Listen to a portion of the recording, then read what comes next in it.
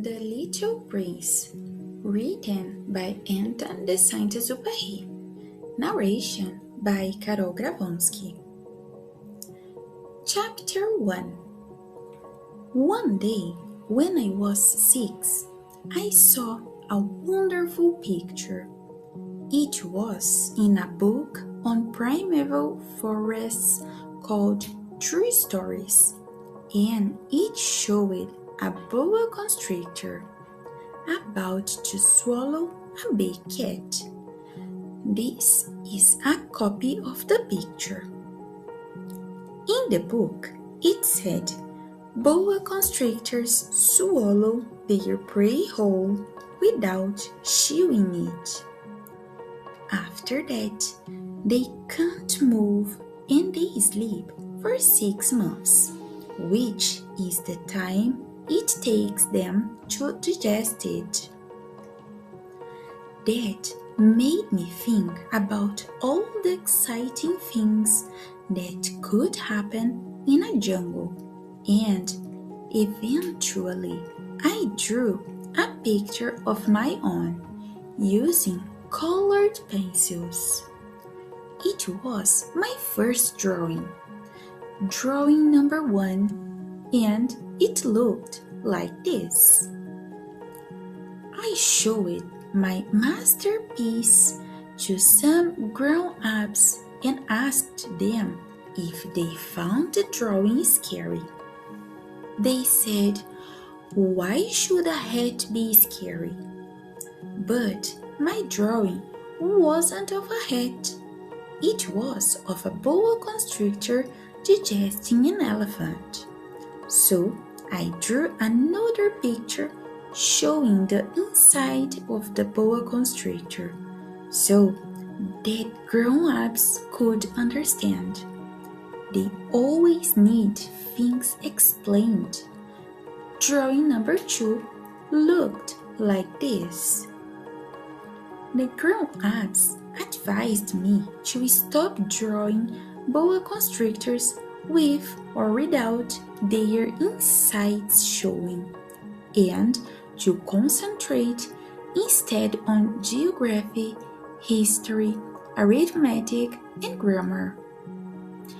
Which was how, at the age of 6, I abandoned a glittering career as an artist. The failure of drawings number 1 and 2 had put me off. Grown-ups can never understand anything by themselves, and children get tired of having to explain everything. So I had to choose another career, and I became a pilot. I flew all over the world, and geography did indeed come in very handy. I could tell at a glance whether I was over China or Arizona, which is very useful if you get lost in the dark. During my life as a pilot, I met lots of people, lots of serious people. I spent a great deal of time with grown-ups. I studied them very closely. It didn't improve my opinion of them much. Whenever I met any who seemed intelligent, I tested them by showing them drawing number 1, which I always kept with me. I wanted to know whether they could really understand things, but they always said, "It's a hat." So I didn't talk to them about boa constrictors or primeval forests or the stars. I kept to things they could grasp. I talked about bridge and golf and politics and ties. And the grown-ups were very happy to have met someone so sensible. Chapter 2. And so I lived alone, with no one I could really talk to, until 6 years ago, when I broke down over the Sahara Desert. Part of my engine had failed, and since I had neither a mechanic nor any passengers with me, I had to face making a difficult repair all by myself. I knew it was a matter of life or death. I had barely enough drinking water to last a week. So that night, I slept on the sand 1,000 miles from anywhere. I was even more cut off than if I had been adrift on a raft in the middle of the ocean. You can imagine my surprise then when I was woken in the morning by a strange little voice. It said, "Please, sir, draw me a lamp." Draw me a lamp. I leapt to my feet as if I had been struck by lightning. I rubbed my eyes and looked around, and I saw the most extraordinary little fellow studying me earnestly. I tried to draw him later, and this is the best I could manage. But, of course, my drawing is much less striking than the real thing. It isn't my fault. I had been put off making a career as an artist by grown-ups when I was 6, and I had never learned to draw anything except boa constrictors with and without their insides showing. So I stared at this apparition in wide-eyed astonishment. Don't forget that I was 1,000 miles from anywhere.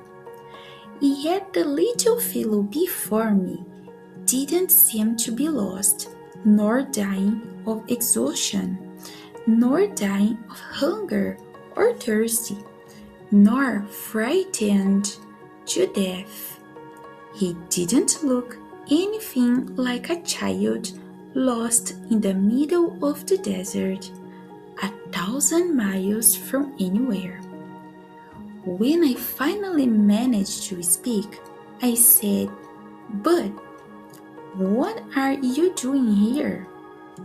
And again he said, very softly, as if it was a matter of the greatest importance, "Please, sir, draw me a lamp." When you are confronted by such a powerful mystery, you don't dare disobey. Absurd as it seemed, since I was 1,000 miles from anywhere and in mortal danger, I put my hand in my pocket and took out a piece of paper and a pen. But then I remembered that I had studied mostly geography, history, arithmetic, and grammar, and I told the little fellow, with some frustration, that I couldn't draw. He replied, "Never mind, draw me a lamp."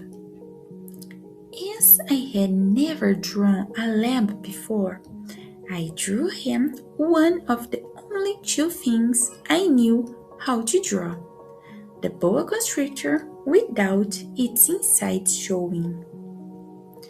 And I was astonished to hear the little fellow say, "No, no, I don't want a picture of an elephant inside a boa constrictor. Boa constrictors are very dangerous, and elephants take up a lot of space. My home is very small. I need a lamp. Draw me a lamp." So I drew one. He watched me attentively. Then he said, "No, that one's already on its last legs. Draw me another one." I drew another one. My new friend smiled politely and patiently. "You know very well that isn't a lamb. It's a ram. It's got horns." So I did yet another drawing, but this one was rejected as well. "That one's too old. I want a lamb that lives in a long time." By now, I was running out of patience, as I was anxious to start dismantling my engine, so I quickly drew this. And I snapped, "That's its box. The lamb you wanted is inside it." And I was amazed to see my young critic's face light up. "That's just the kind of lamb I wanted. Do you think it will need lots of grass?"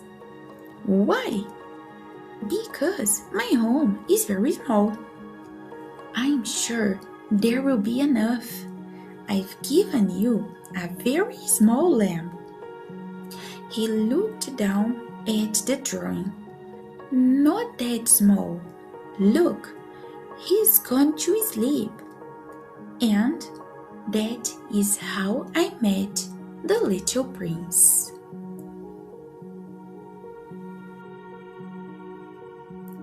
Chapter 3. It took me a long time to work out where he had come from.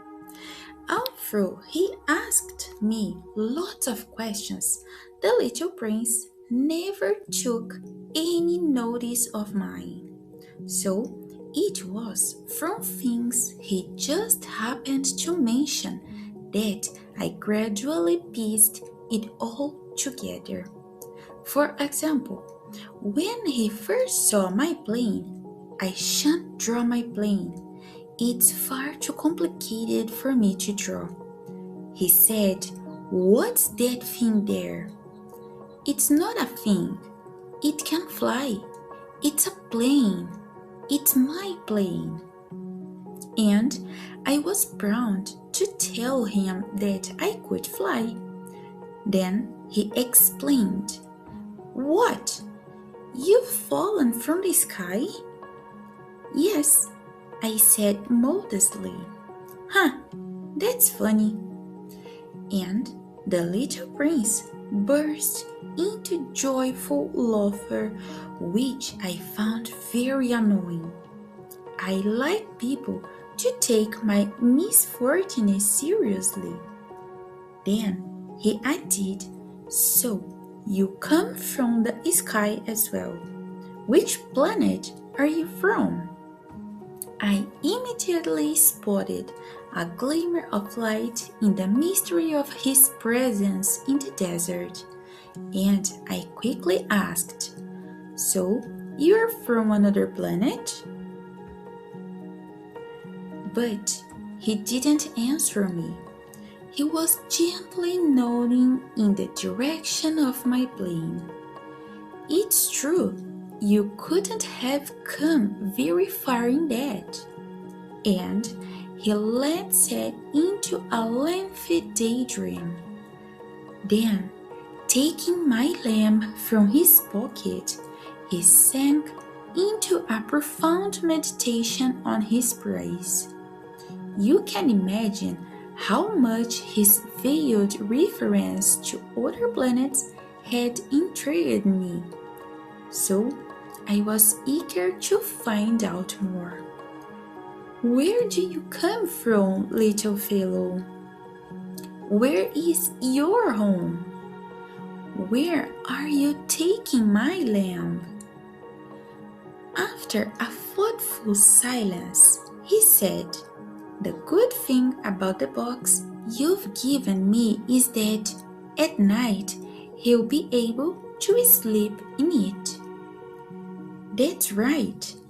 And if you like, I will also give you a rope to tie him up with during the day and a post.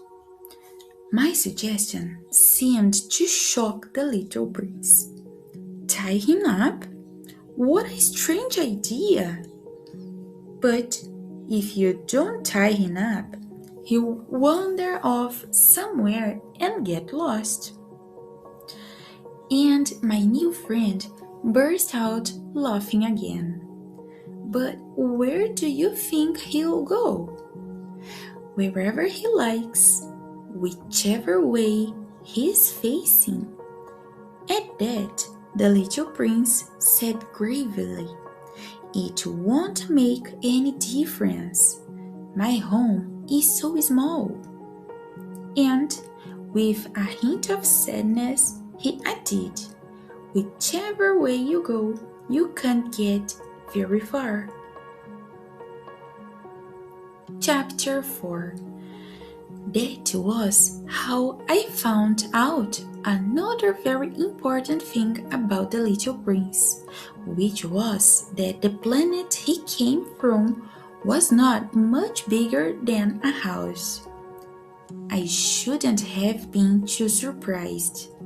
I knew very well that apart from the large planets like Earth, Jupiter, Mars, and Venus, which have been given names, there are hundreds of others, some so small that they can hardly be seen, even through a telescope. When astronomers discover one of these planets, they give it a number instead of a name. They call it, say, asteroid 325. I have good reason to believe that the planet the little prince came from is asteroid B612. This asteroid has been seen only once in 1909 through the telescope of a Turkish astronomer. Soon afterwards, he proudly presented his discovery at an international astronomy congress, but no one believed him because of the way he was dressed. Grown-ups are like that. Fortunately for asteroid B612, a Turkish dictator then imposed the death penalty on anyone refusing to wear European-style clothes. The astronomer repeated his presentation in 1920, wearing a very elegant suit, and this time everyone believed him. Why have I described asteroid B612 in such detail and told you its number? Because of grown-ups. Grown-ups love numbers. When you tell them you have made a new friend, they never ask for the essential information. They never say, "What's her voice like? What games does she like best? Does she collect butterflies?"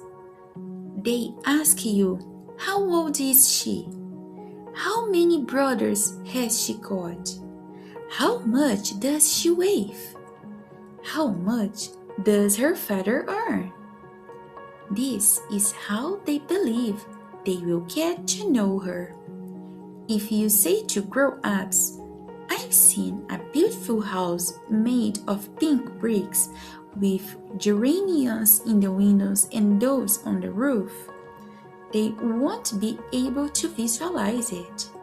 You need to say, "I've seen a house worth £100. Then they will explain, "What a beautiful house." Similarly, if you say, "The fact that the little prince was charming and wanted a lamb proves that he existed, because wanting a lamb proves that you exist," they will shrug their shoulders and treat you like a child. But if you say, he came from asteroid B612, they will believe you and won't ask any more questions. That is how grown-ups are. There is no point in getting cross with them. Children have to be very tolerant with grown-ups. But, of course, those of us who understand life couldn't care less about numbers. I wish I had begun this story like a fairy tale.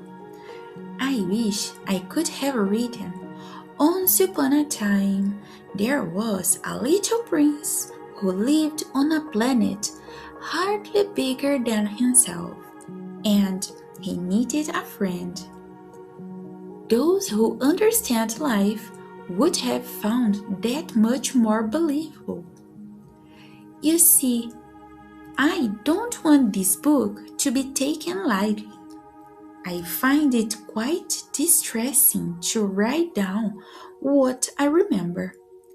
It is 6 years now since my little friend went off with this lamb. The reason I am writing about him is so that I don't forget him. It is sad to forget a friend. Some people have never had a friend. I don't want to become like those grown-ups who are only interested in numbers. That is why I bought a box of pens and colored pencils. It is hard to start drawing again at my age, when all you have ever tried to draw is a boa constrictor, with and without its insides showing, at the age of 6. I have, of course, tried to make my drawings as lifelike as possible, but I am not at all sure I have succeeded. One drawing is all right, and the next one looks nothing like him. The proportions are also a bit wrong. In one picture, the little prince is too big, in another, too small. I am not sure about the colors of his clothes either, so I have tried this and that and done the best I can. I might also have got more important details wrong, but you will have to forgive me for this. My little friend never explained anything. Perhaps he thought I was like him, but unfortunately I can't see lambs through boxes. Perhaps I am a bit like a grown-up. I must have grown old. Chapter 5. Every day I found out something more about the little prince's planet, about why he left and how he got here. It happened quite gradually as he remembered things. That was how, on the 3rd day, I learned about the baobab problem. This was also due to the lamb, because suddenly the little prince asked me as if a terrible thought had come over him. It is true, isn't it, that lambs eat bushes? Yes, it's true. Ah, I'm so glad. I couldn't understand why it should be so important the lambs eat bushes. But the little prince added, therefore they also eat baobabs? I pointed out to the little prince that baobabs are not bushes, but trees as tall as church towers and that even if he took back a whole herd of elephants, they wouldn't be able to get through a single baobab. The idea of taking back a herd of elephants made the little prince laugh.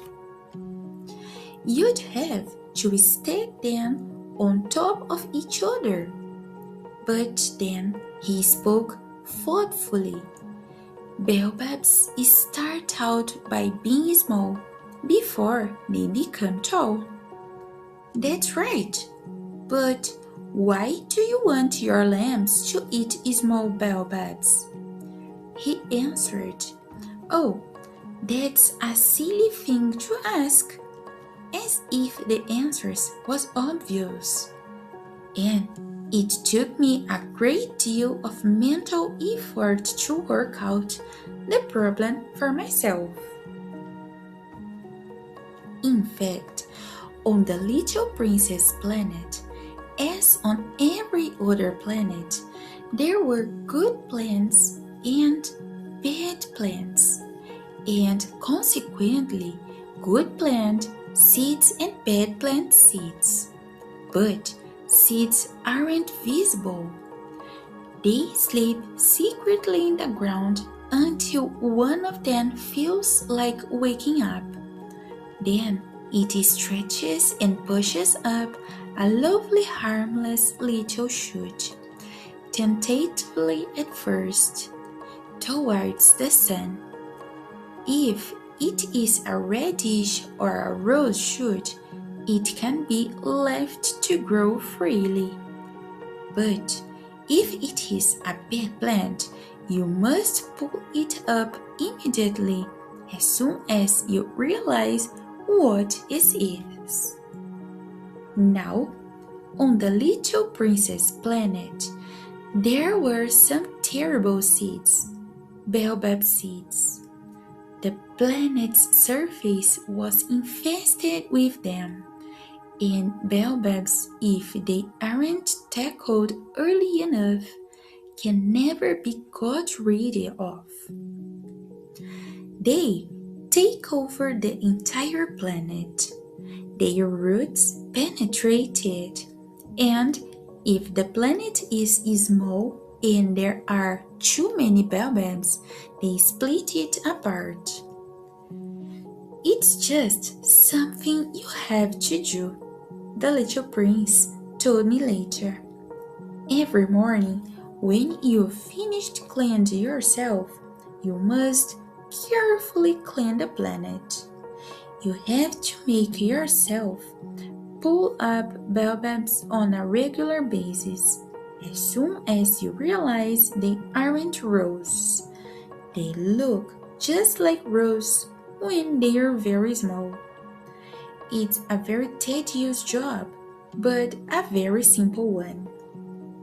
And one day, he suggested I try to draw a picture good enough to put this message across to the children on Earth. If they ever go traveling, he explained, they might find it useful. Sometimes it's easy to put off things you have to do, but in the case of baobabs, it's always disastrous. On one planet I went to, the man who lived there was so lazy he'd let 3 of them grow. From the Little Princess description, I drew a picture of that planet.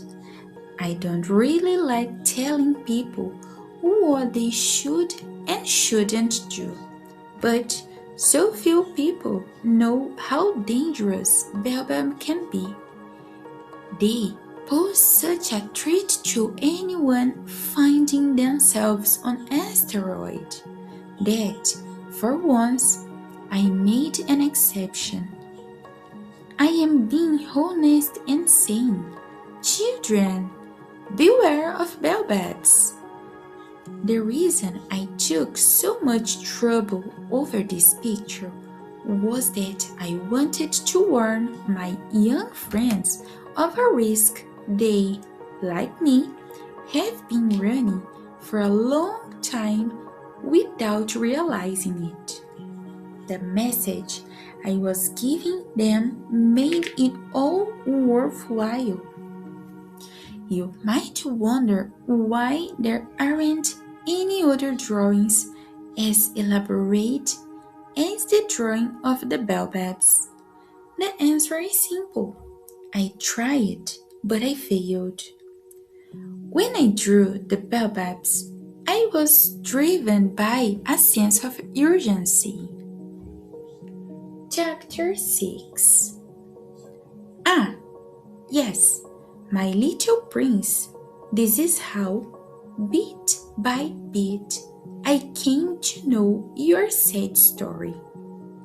For a long time, your only pleasure was watching the sun set. I discovered this new detail on the fourth morning when you told me, I love sunsets. Let's go and see a sunset. But we'll have to wait. Wait for what? For the sun to set. You were very surprised at first. Then you laughed at yourself and said, I forgot where I am. I always think I'm at home. When it is midday in the United States, as everyone knows, the sun is setting over France. If you could get to France in a minute or so, you would be able to watch the sunset. Unfortunately, France is much too far away. But on your tiny planet, all you had to do was move your chair a few inches and you could watch the sun go down at any time you liked. One day, I saw the sun set 44 times. And a little later, you did. You know, when you are as sad as I was, you love sunsets. The day you watched 44 of them, were you really that sad? But you didn't answer. Chapter 7. On the fifth day, again, thanks to the lamp, another of the little prince's secrets was revealed to me. He suddenly asked me, out of the blue, as if he had been silently mulling over the problem for some time, if lambs eat bushes, do they also eat flowers?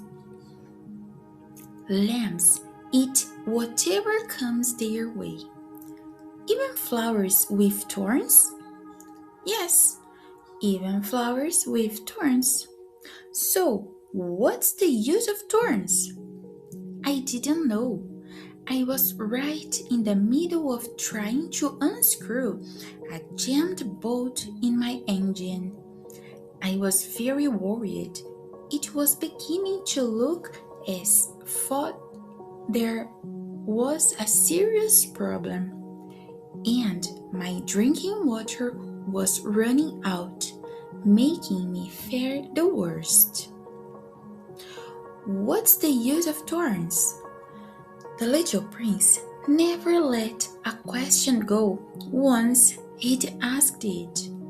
But my bolt was annoying me, so I said the first thing that came into my head. Thorns are no use at all. They're just a flower's way of being nasty. Oh, but after a moment's silence, he retorted almost reproachfully, I don't believe you. Flowers are weak. They are also navy. They do their best to reassure themselves. They think their thorns make them terrifying. I didn't respond. At that moment, I was thinking, if this bolt won't unscrew, I will smash it off with a hammer. But the little prince broke my train of thought again. So, do you think flowers? No, I don't. I don't think anything. I said the first thing that came into my head. Unlike you, I have important things to worry about. He stared at me in amazement. Important things? He was looking at me. I had a hammer in my hand. My fingers were covered in grease, and I was bent over an object that, to him, was extremely ugly. You sound like a grown-up. I felt a bit embarrassed, but he took no pity on me and continued, You confuse everything. You mix everything. He was really very annoyed. His golden hair was shaking in the wind. I know a planet where there's a man with a bright red face. He has never smelled a flower. He has never gazed at a star. He has never loved anyone. He has never done anything but sums. And all day long, he keeps saying, like you, I'm an important man. I'm an important man. And that makes him big-headed. But he isn't a man. He's a puffball. A what? A puffball. By now, the little prince was white with anger. For millions of years, flowers have been growing thorns, and for millions of years, lambs have been eating flowers anyway. But it isn't important to try to understand why flowers take so much trouble to grow thorns that are never of any use. It isn't important that lambs and flowers are at war. Isn't it more important than the sums the man with the red face does? And if I, the little prince, know of a flower that is the only one like in the universe that doesn't exist anywhere except on my planet, and that could be destroyed in one go by a lamb one morning, just like that, without the lambs even realizing what it's doing. Isn't that important too? His face turned pink. Then he went off. If someone loves a flower that's unique among all the millions of stars, that's all he needs to make him happy when he looks at them. He can say to himself, My flower is up there somewhere. But if the lamb eats the flower, for him, it's as if all the stars had suddenly gone out. But that's not important. He could find nothing more to say. Suddenly, he burst into tears. Night had fallen. I had put down my tools. I could no longer care about my hammer or my boat. The fact that I had nothing to drink or that I was going to die. There was a little prince on a planet, on my planet, Earth, who needed comforting. I took him in my arms. I rocked him. I said to him, The flower you love is not in danger.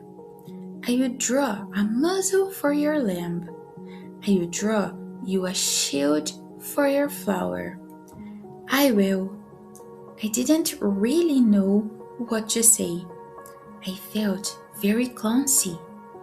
I didn't know how to reach him, how to connect with him. Sadness is such a mysterious place. Chapter 8. I very soon learned more about this flower.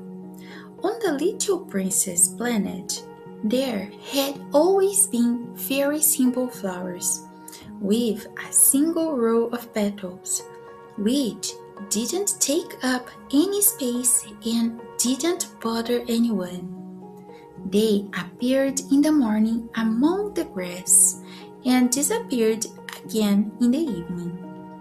But one day, this flower emerged from a seed that had blown in from somewhere else. The little prince kept a close eye on the tiny shoot, which looked different from all the other tiny shoots. Perhaps it was a new species of baobab, but the plant soon stopped growing and started getting ready to flower. As he watched an enormous bud develop, the little prince was convinced that something miraculous was about to appear. But, hidden in her green cocoon, the flower simply continued preparing to be beautiful. She carefully chose her colors. She slowly put on her clothes and one by one she adjusted her petals. She didn't want to come out all wrinkled like a poppy. She wanted to emerge resplendent in all her glory. Oh yes, she was a very vain flower. So her secret preparations went on for days and days. And then, one morning, just as the sun came up, she revealed herself. And having worked so hard for so long, she yawned and said, "Oh, I'm not even awake. Please excuse me. My hair is still a mess." But the little prince couldn't contain his delight. "How beautiful you are!" "Yes, aren't I?" replied the flower sweetly. "And look, I've come out at the same time as the sun." The little prince realized that the flower was none too modest, but how good she made him feel. "I do believe it's time for breakfast," said the flower soon afterwards. "Would you be kind enough to spare a thought for me?" And the little prince was all embarrassed and went to fill a watering can with fresh water, which he sprinkled on the flower. And so she was soon tormenting him with her vanity and captiousness. One day, for example, referring to her 4 thorns, she said to the little prince, "Even tigers could not attack me with their claws." "There aren't any tigers on my planet," objected the little prince. "In any case, tigers don't eat grass." "I know the grass," replied the flower sweetly. "Forgive me. I may not be afraid of tigers, but I can't stand droughts. You wouldn't have a windbreak, would you?" "A plant that can't stand droughts. What sort of a plant is that?" thought the little prince. "This flower is much too complicated. In the evenings, you're to put a dome over me. It's cold on your planet. It's not in a good location, where I came from." But there she broke off. She had arrived as a seed. How could she have known anything about other worlds?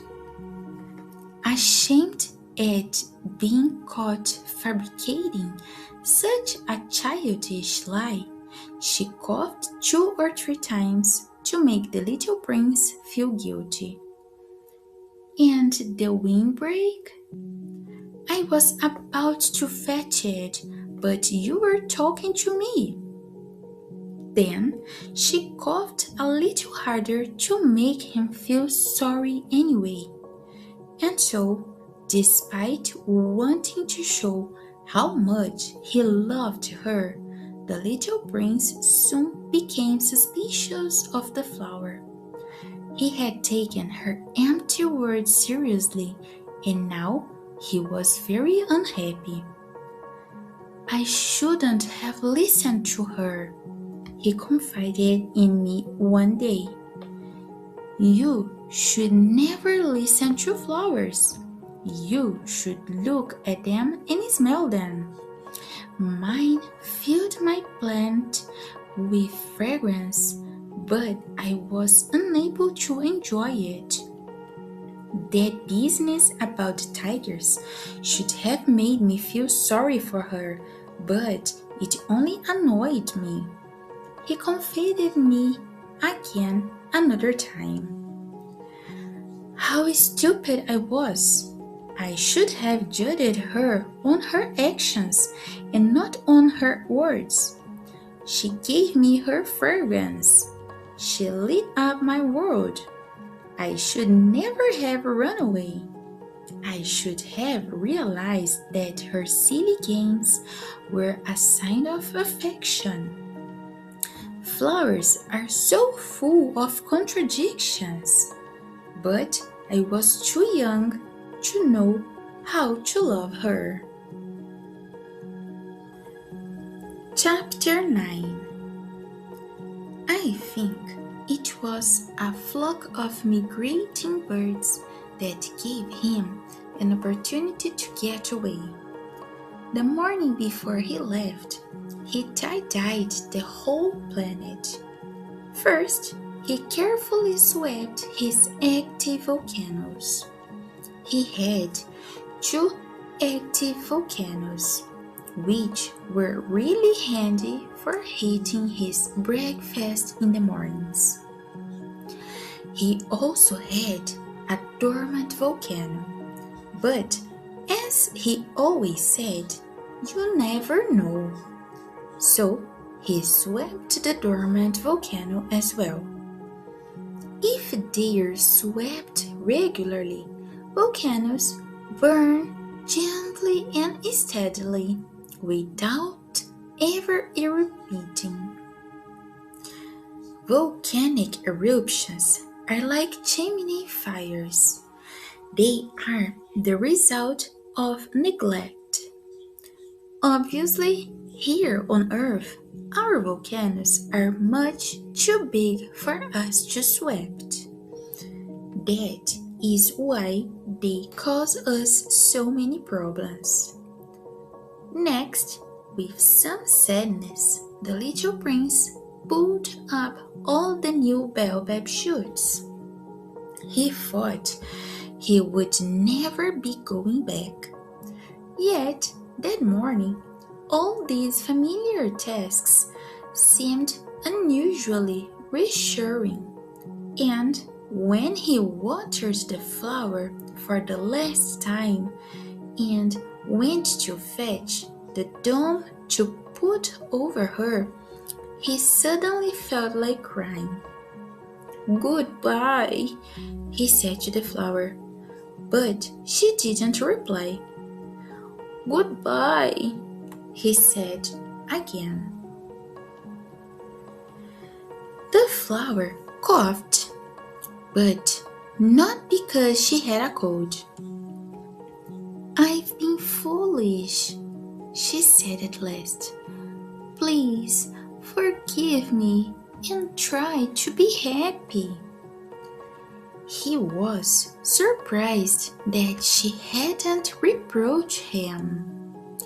He stood there with the doll at the ready, not knowing what to think.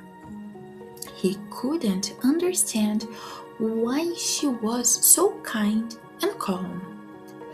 "Yes, I love you," said the flower. "You never knew that was my fault.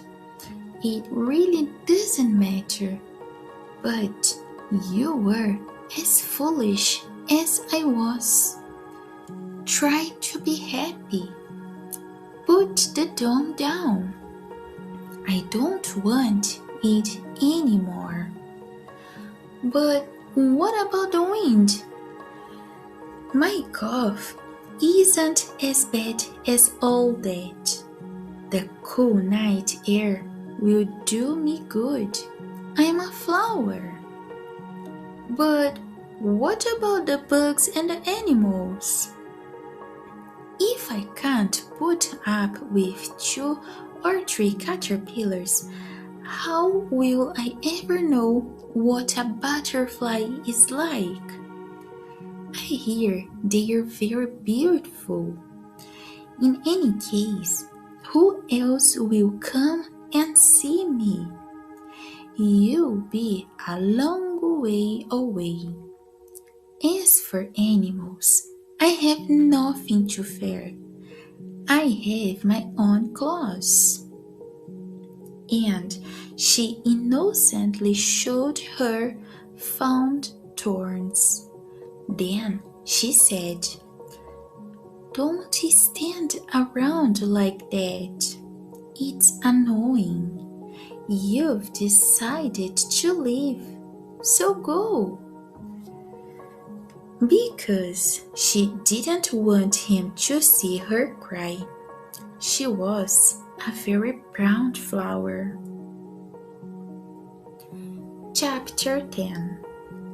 The little princess planet was near asteroids 325, 326, 327, 328, 329, and 330. So he started by visiting these in search of an occupation and in pursuit of knowledge. The first of them was inhabited by a king. He was dressed in full regalia, all crimson and ermine, and sat on a very simple yet majestic throne. "Ah, here comes a subject," explained the king when he saw the little prince. And the little prince thought, "How can he know who I am, and he has never seen me before?" He didn't know that, for a king, things are very simple. Everyone is a subject. "Come closer, so that I can see you better," said the king, who was very proud to have someone to rule over.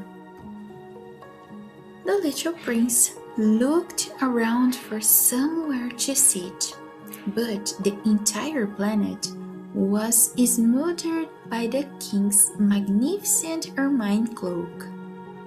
So he remained standing, and being tired, he yawned. "It is contrary to etiquette to yawn in the presence of a king," said the monarch.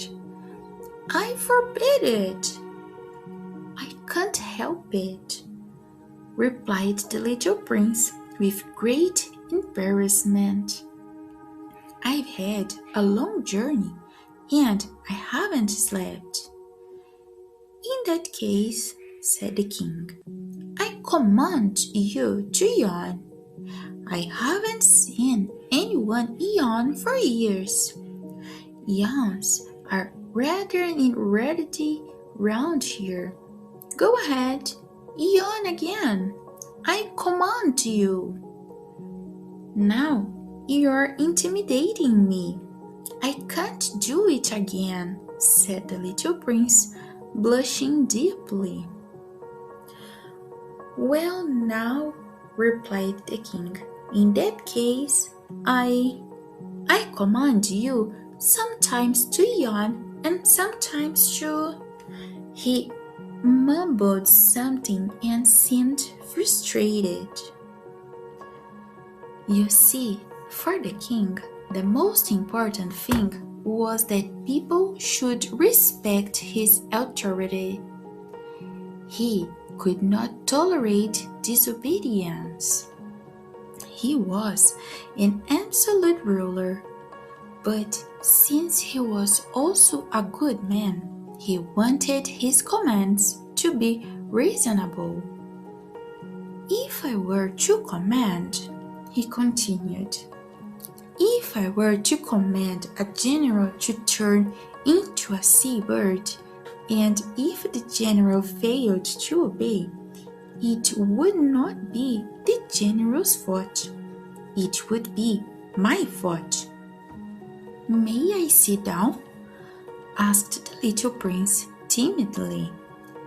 I command you to sit down, replied the king, majestically gathering up a corner of his ermine cloak. But the little prince was amazed. The planet was minuscule. What could he possibly rule over?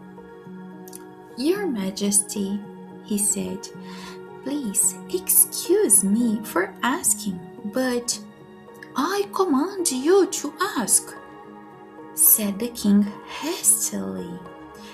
Your Majesty, what do you rule over? Over everything, replied the king plainly. Over everything? The king made a modest gesture that encompassed his own planet, the other planets, and the stars. Over all that, said the little prince. Over all that, replied the king. For not only was he an absolute ruler, he was also ruler of the universe. And do the stars obey you? Of course, said the king.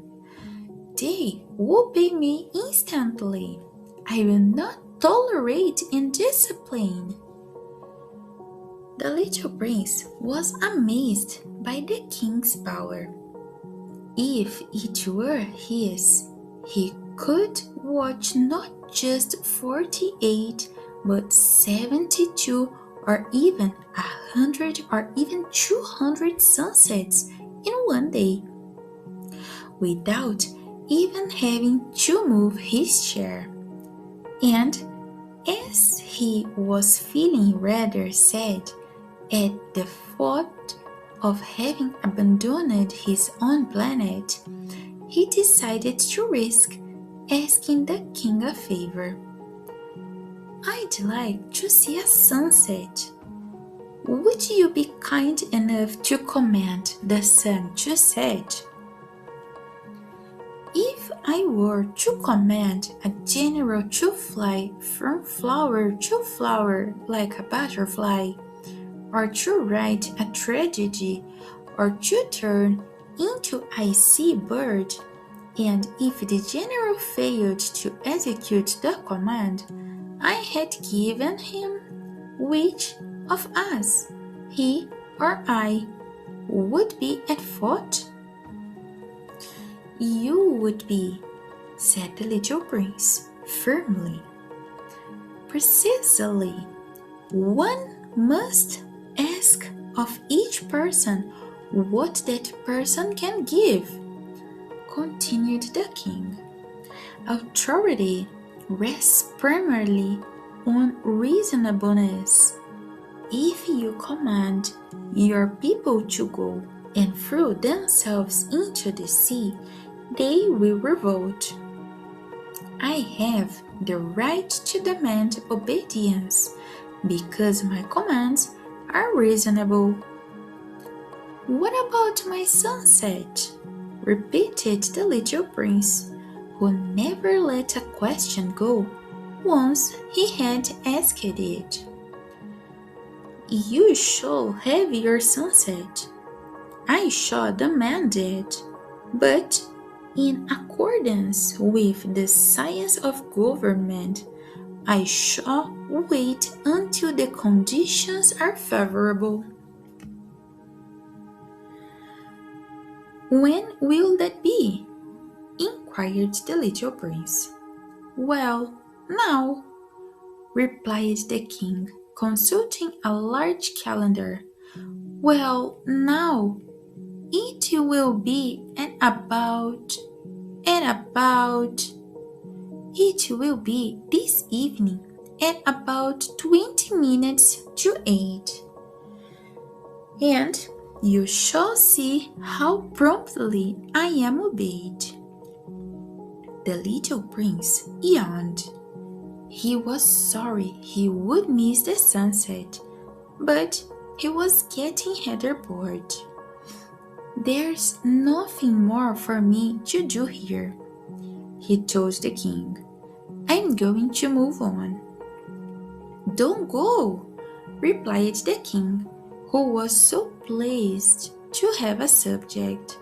Don't go. I'll make you a minister. A minister of what? Of justice. But there's no one to judge. We don't know that, said the king. I haven't yet been all around my kingdom. I am very old and walking tires me, but there is nowhere to keep a coach. Oh, but I've already looked, said the little prince, leaning over for another glance at the other side of the planet. There's no one over there either. Then you shall judge yourself, replied the king. That is far more difficult. It is much more difficult to judge yourself than to judge others. If you can judge yourself properly, it means you have true wisdom. But, said the little prince, I can judge myself anywhere. I don't have to stay here. Well, now, said the king, I do believe that somewhere on my planet there is an old hat. I hear it at night. You will be able to judge that. You will condemn it to death from time to time, so that its life depends on your judgment. But each time you will pardon it in the interest strictly as it is the only one. But I don't like condemning things to death, replied the little prince, and I really think I should be going. No, said the king. But the little prince, who was now ready to depart, didn't want to upset the old king. If your majesty would like to be obeyed without hesitation, he might give me a reasonable command. He might command me, for example, to leave within 1 minute. It would seem that the conditions are favorable. When the king did not reply, the little prince hesitated for a moment. Then, with a sigh, he took off. You shall be my ambassador, cried the king, hastily with an air of great authority. "Grown-ups are really strange," said the little prince to himself as he continued his journey. Chapter 11. The second planet he came to was inhabited by a show-off. "Aha! Here comes an admirer!" exclaimed the show-off as soon as he saw the little prince approaching. Because to a show-off, other people are admirers. "Hello," said the little prince. "What a funny hat you're wearing." "It's for racing," replied the show-off. "I race it when I'm applauded.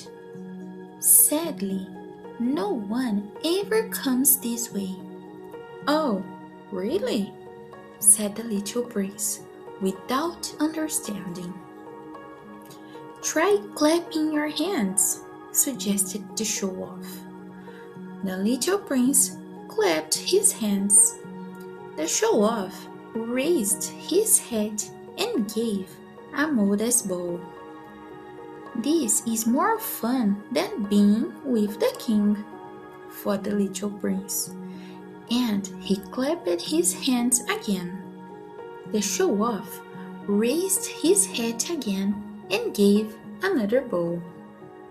After 5 minutes of this monotonous game, the little prince was bored. "And what do I need to do," he asked, "to make you drop your head?" But the show-off didn't hear him. Show-offs hear only praise. "How much do you admire me?" he asked the little prince. "What does admire mean?" "It means to acknowledge that I am the handsomest, best dressed, richest, and most intelligent person on the planet." "But you are the only person on your planet. Be a good boy and admire me anyway." "I admire you," said the little prince, shrugging his shoulders slightly. "But what good will it do you?" And the little prince flew off. "Grown-ups really are very odd," he said to himself as he continued his journey. Chapter 12. The next planet was inhabited by a drunkard. The little prince spent only a short time there, but it was enough to plunge him into a deep sadness. "What are you doing?" he asked the drunkard, who was sitting in silence between a collection of empty bottles and a collection of full bottles. "I'm drinking," replied the drunkard dismally. "Why are you drinking?" asked the little prince. "To forget," replied the drunkard. "To forget what?" inquired the little prince, who already felt sorry for him. "To forget that I'm ashamed," confessed the drunkard, bowing his head. "Ashamed of what?" asked the little prince, who wanted to help him. "Ashamed of drinking," concluded the drunkard, who then sank into silence as if there was nothing more to say. And the little prince flew off, bewildered. "Grown-ups really are very, very odd," he said to himself as he continued his journey.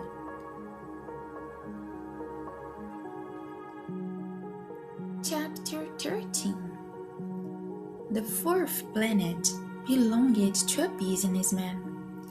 He was such a busy man that he didn't even look up when the little prince landed. "Hello," said the little prince. "Your cigarette has gone out." 3 plus 2 is 5. 5 plus 7 is 12. 12 plus 3 is 15. Hello! 15 plus 7 is 22. 22 plus 6 is 28. No time to relight it. 26 plus 5 is 31. Phew!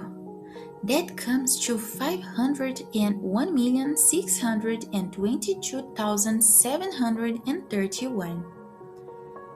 500 million what? Huh? You're still here? 501 million? I can't remember. I'm too busy. I'm an important person, you know. I don't have time for idle chatter. 2 plus 5 is 7. 500 million what? Repeated the little prince, who had never in his life let a question go once he had asked it. The businessman looked up. "In the 54 years I've lived on this planet, I've only been disturbed 3 times.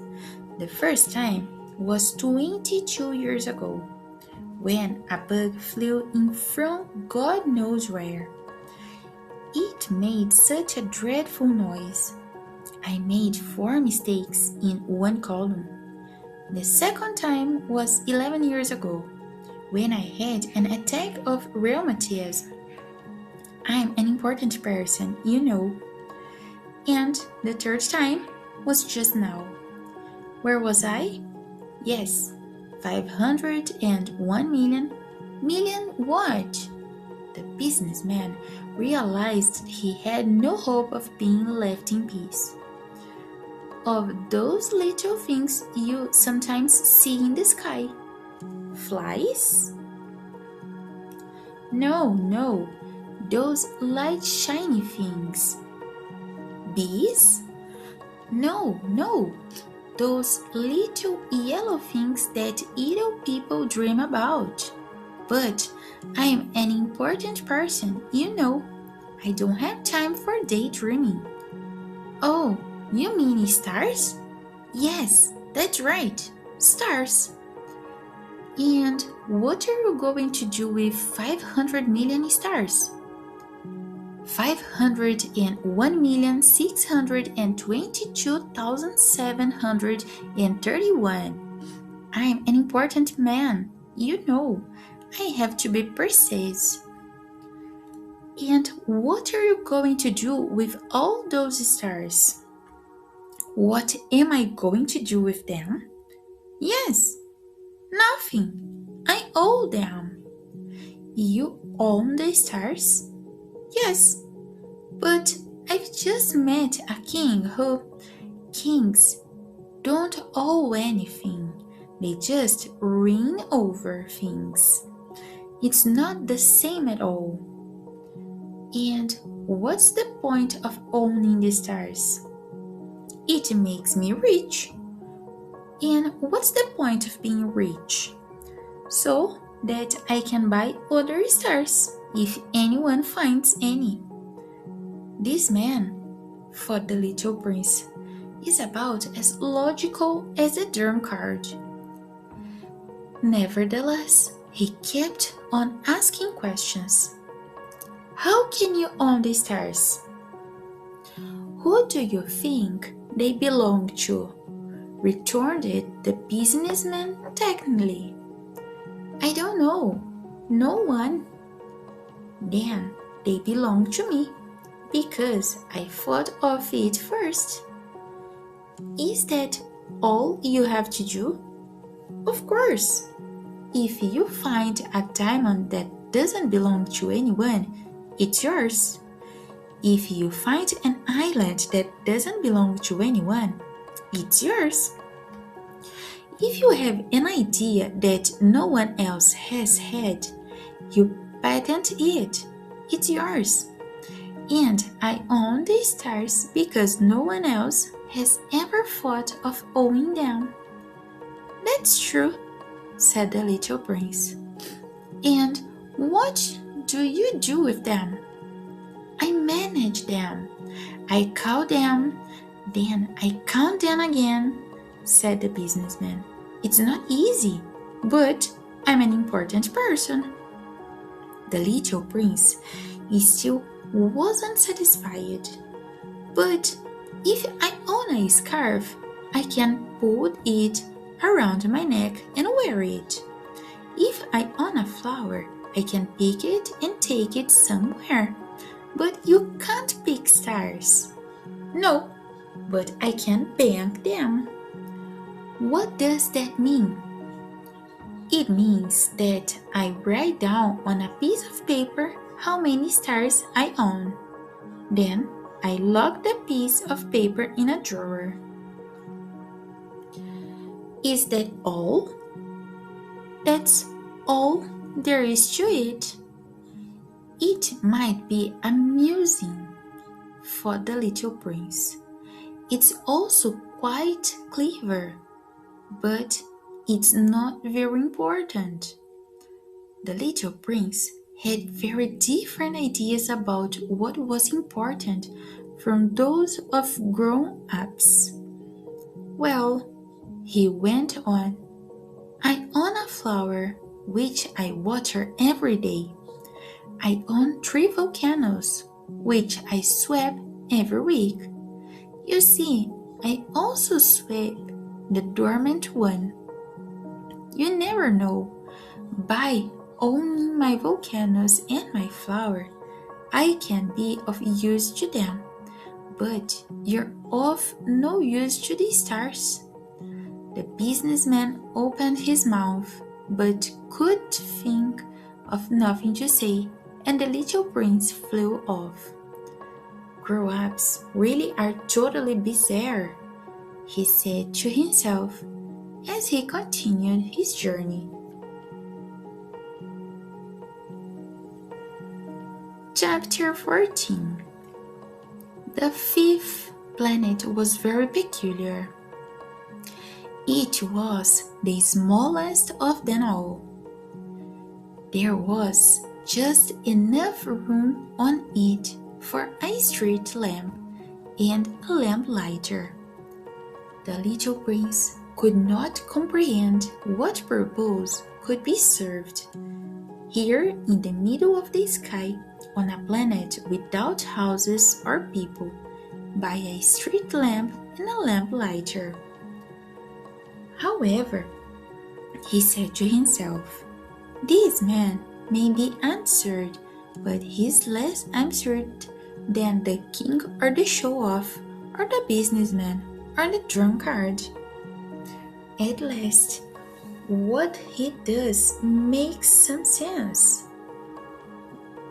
When he lights his lamp, it's as if he's creating a new star or a new flower. When he puts out the lamp, the flower or the star goes to sleep. It's a beautiful occupation. It's truly useful because it's beautiful. When he landed on the planet, he greeted the lamplighter respectfully. Good morning. Why have you just put out your lamp? It's my duty, replied the lighter. Good morning. What's your duty? To put out my lamp. Good evening. And he lit it again. But why have you just lit again? It's my duty, replied the lighter. I don't understand, said the little prince. There's nothing to understand, said the lighter. A duty is a duty. Good morning. And he put out his lamp. Then he mopped his brow with a red-checked handkerchief. This is a terrible job. It was all right before. I put it out in the morning and lit it in the evening. The rest of the day, I could relax, and the rest of the night, I could sleep. So, since then, has your duty changed? My duty hasn't changed, said the lighter. That's the whole problem. The planet has revolved faster and faster each year, and the duty hasn't changed. So, said the little prince. So, now that it revolves once a minute, I don't have a second rest. I have to light it and pull it out every minute.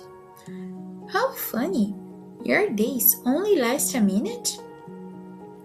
It's not funny at all, said the lighter. We've already been talking for a month. A month? Yes, 30 minutes, 30 days. Good evening. And he relighted his lamp. The little prince looked at him. He admired the lamplighter for doing his duty so diligently. He remembered the sunsets he used to go and see by moving his chair. He wanted to help him miss his new friend. You know, I've thought of a way you can rest whenever you like. I always want to rest, said the lighter, for it's possible to both diligent and lazy. The little prince went on. Your planet is so small. You can walk around in it 3 strides. All you have to do is walk slowly, and it will always be daytime. When you want a rest, you walk, and the day will last as long as you want it to. That won't help me much, said the lighter. What I like best is sleeping. What a pity, said the little prince. What a pity, said the lamplighter. Good morning. And he put out his lamp. This one, said the little prince to himself as he continued his journey. This one would be looked down on by all the others. The king, the show-off, the drunkard, and the businessman. Yet, he's the only one I don't find ridiculous. Perhaps that's because his occupation has to do with something other than himself. He gave a sigh of regret and said to himself, he is the only one I could have made friends with. But his planet is just too small. There is no room for us both. What the little prince couldn't bring himself to admit was that the thing he would miss most about this planet was that it was blessed with 1,440 sunsets every 24 hours. Chapter 15. The 6th planet was 10 times as big. It was vast, and it was inhabited by an old man who wrote enormous books. Ah, here comes an explorer, he exclaimed when he saw the little prince. The little prince sat down on the table and caught his breath for a moment. He'd traveled a long way by now. Where have you come from? Said the old man. What's the huge book? Said the little prince. What do you do here? I am a geographer, said the old man. What's a geographer? It's a clever person who knows the position of seas, rivers, towns, mountains, and deserts. That's really interesting, said the little prince. At last, he thought, a proper occupation, and he looked around him at the geographer's planet. He had never seen such a magnificent planet. It's really beautiful, your planet. Does it have any oceans? I couldn't say, said the geographer. Oh, the little prince was disappointed. Or mountains? I couldn't say, said the geographer. Or towns, or rivers, or deserts? I couldn't say that either, said the geographer. But you're a geographer. That's right, said the geographer. But I'm not an explorer. I don't know a single explorer. Geographers don't go out and find towns and rivers and mountains and seas and oceans and deserts. Geographers are much too important to swim around. They don't leave their offices, but they invite explorers in. They ask them questions, and they write down what they say they've seen. And if one of them says he has seen something that seems interesting, the geographer asks for a character check on the explorer. Why is that? Because if the explorer was lying, it would lead to huge errors in the geographer's books. The same thing would happen if the explorer drank too much. Why is that? Asked the little prince. Because drunkards see double. So the geographer would record 2 mountains where there was only one.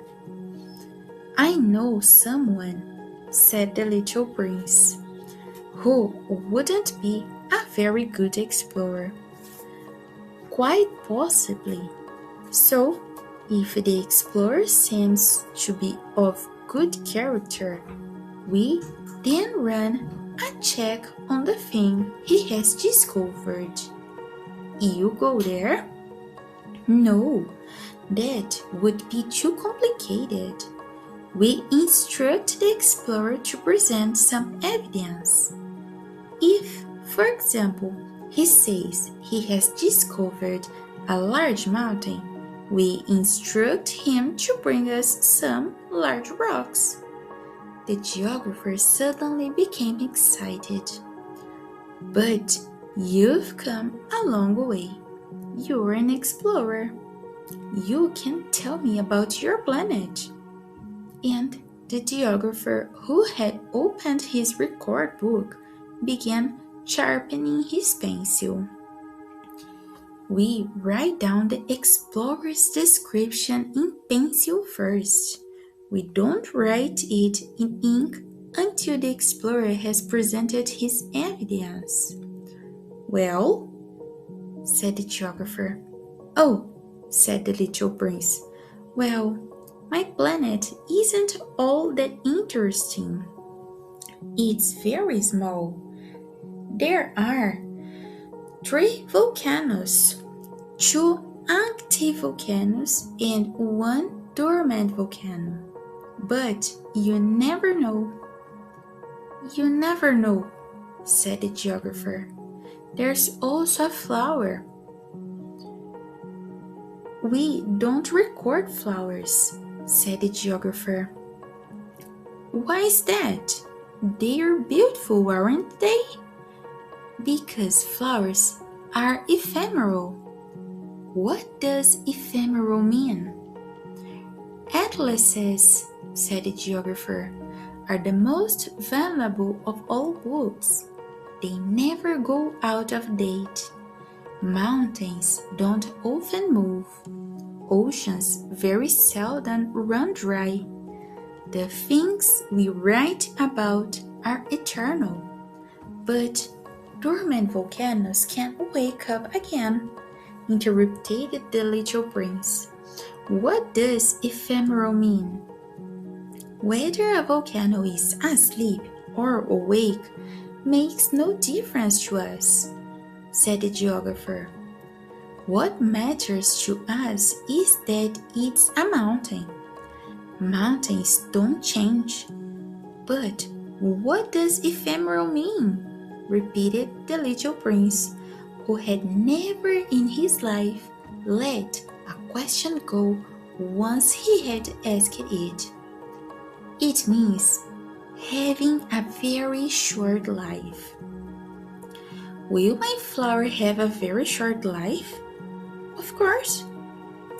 My flower is ephemeral, thought the little prince. And she has only 4 thorns to protect her against the world. And I've left her all alone on my planet. This was his first pang of conscience, but he pulled himself together. Where do you suggest I go next? He asked. To the planet Earth, answered the geographer. It is highly regarded. And the little prince flew off, thinking about his flower. Chapter 16.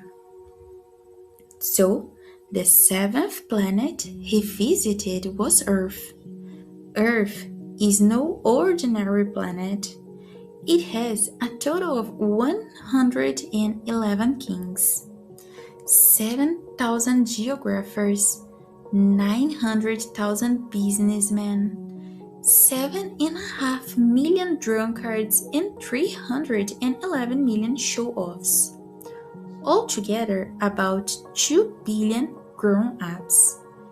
To give you an idea of the size of Earth, let me tell you that before electricity was invented, it had to support, counting all 6 continents, a veritable army of 462,000 lamplighters.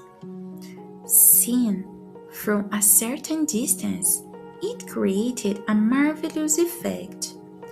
The advance of this great army was as precisely choreographed as a ballet. First on stage were the lighters in New Zealand and Australia. They then, having lit their lamps, went off to bed. Next to join the dance were the lighters in China and Siberia. Then they, too, slipped off into the wings. Next came the turn of the lighters in Russia and India. Then those in Africa and Europe. Then those in South America. Then those in North America. And not once did they come on at the wrong time. It was magnificent. Only the lamplighter of the single lamp at the North Pole and his counterpart at the South Pole led easy, carefree lives. They only went to work twice a year. Chapter 17. When you try to be funny, you sometimes bend the truth. I wasn't totally honest when I told you about the lamplighters, and I may have given anyone who doesn't know our planet a false impression. People take up only a very small part of Earth. If the 2 billion inhabitants that are spread across the planet stood side by side, as if they were an alley, they would easily fit into a town square 20 miles long by 20 miles wide. The whole of humanity could be squeezed onto the smallest Pacific island. Grown-ups, of course, won't believe you. They think they take up a lot of space. They think they're as big as baobabs. So you should suggest they work it out. They will enjoy it. They love numbers, but you mustn't waste your time on such a pointless exercise. You don't need to. Trust me. When he arrived on Earth, the little prince was surprised to see no one about. He had begun to worry that he had gone to the wrong planet when a moon-colored coil stirred the stand. "Good evening," said the little prince. "Just in case." "Good evening," said the snake. "What planet have I landed on?" asked the little prince. "On Earth, in Africa," replied the snake. "Oh, so there's no one in Earth?" "This is the desert. There's no one in the desert. Earth is a big place," said the snake. The little prince sat down on a rock and looked up at the sky. "I wonder," he said, "whether the stars shine so that we can all eventually find our way back to ours. Look, my planet's up there. It's directly above us. But isn't it a long way away?" "It's pretty," said the snake. "What are you doing here?" "I'm having trouble with a flower," said the little prince.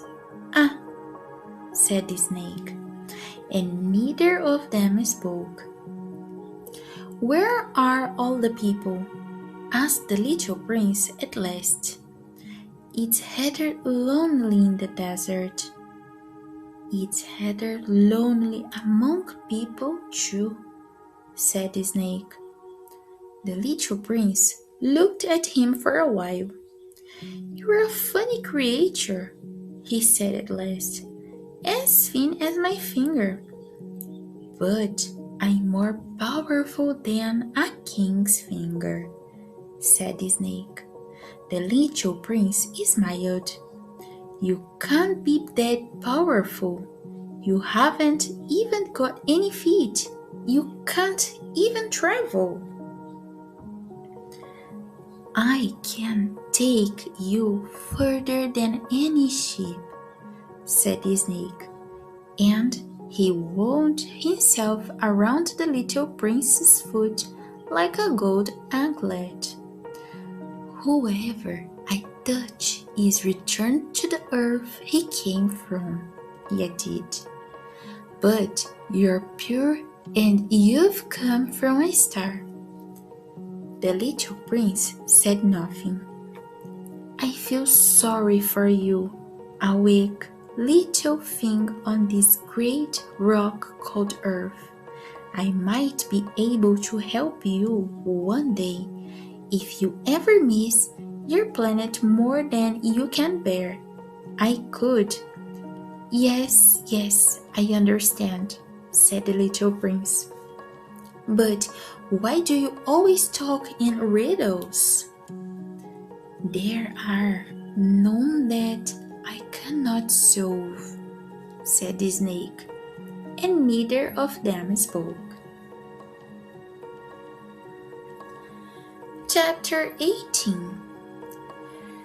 The little prince crossed the desert and came across only a single flower, a flower with 3 petals, an insignificant flower. "Hello," said the little prince. "Hello," said the flower. "Where are all the people?" asked the little prince politely. The flower had once seen some nomads go by. People. There are 6 or 7 of them, I think. I saw them a few years ago, but you never know where they might be.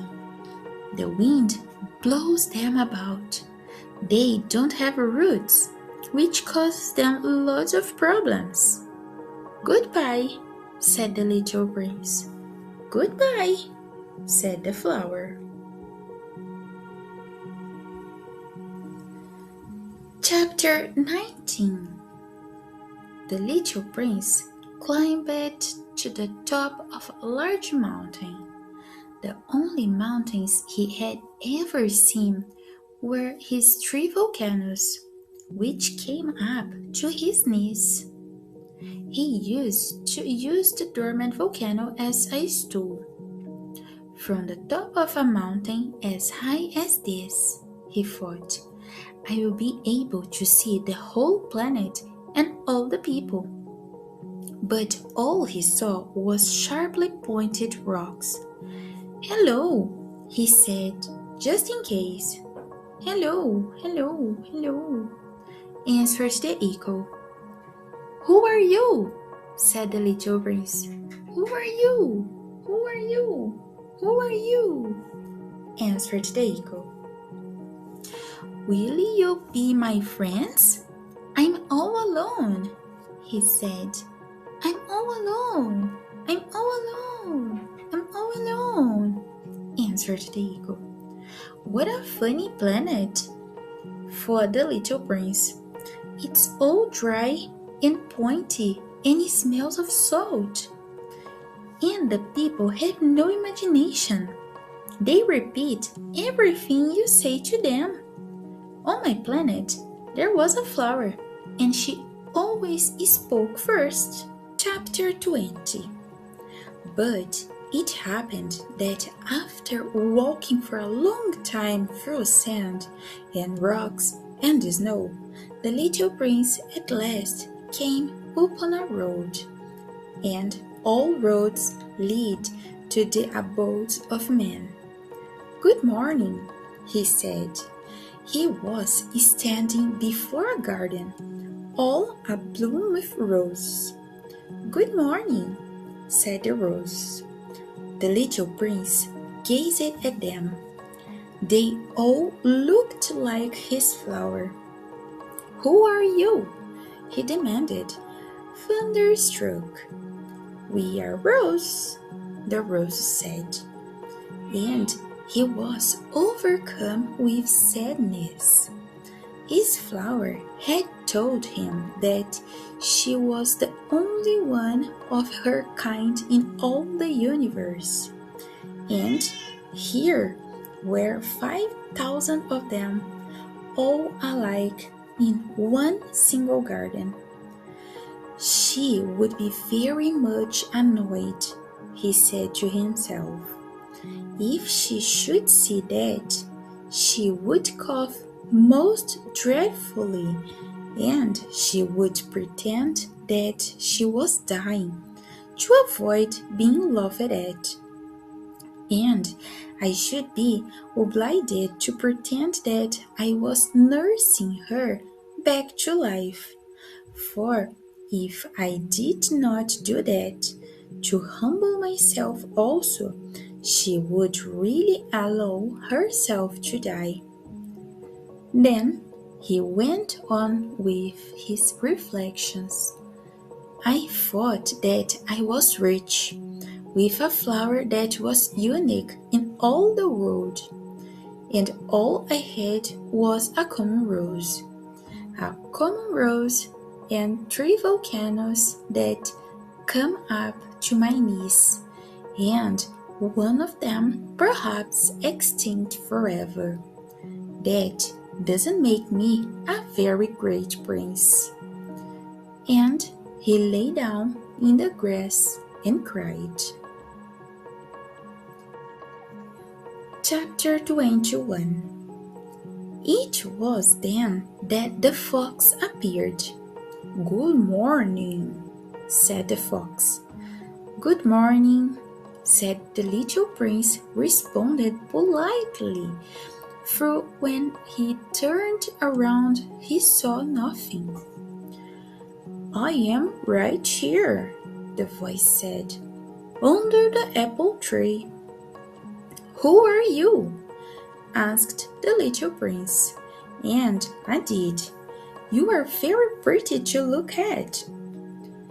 I am a fox, the fox said. Come and play with me, proposed the little prince. I am so unhappy. I cannot play with you, the fox said. I am not tamed. Please excuse me, said the little prince. But after some thought he added, What does that mean, tame? You do not live here, said the fox. What is it that you are looking for? I am looking for men, said the little prince. What does that mean, tame? Men, said the fox. They have guns and they hunt. It is very disturbing. They also raise chickens. These are their only interests. Are you looking for chickens? No, said the little prince. I am looking for friends. What does that mean, tame? It is an act too often neglected, said the fox. It means to establish ties. To establish ties? Just that, said the fox. To me, you are still nothing more than a little boy who is just like 100,000 other little boys. And I have no need for you. And you, on your part, have no need of me. To you, I am nothing more than a fox, like 100,000 other foxes. But if you tame me, then we shall need each other. To me, you will be unique in all the world. To you, I shall be unique in all the world. I am beginning to understand, said the little prince. There is a flower. I think that she has tamed me. It is possible, said the fox. On the earth, one sees all sorts of things. Oh, but this is not on the earth, said the little prince. The fox seemed perplexed and very curious. On another planet? Yes.